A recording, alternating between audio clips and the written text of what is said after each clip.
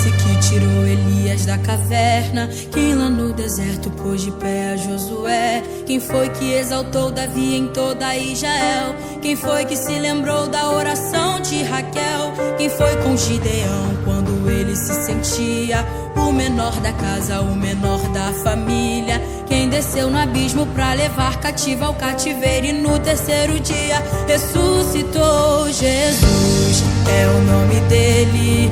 Jesus pra sempre permanece. Jesus vai te dar vitória. Só ele é digno de glória.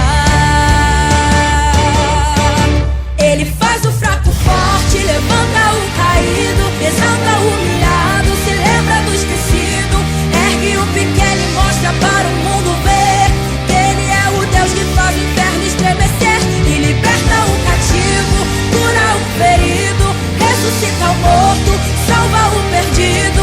Não é impossível que ele não possa fazer. Ele é Jesus, o Deus de poder.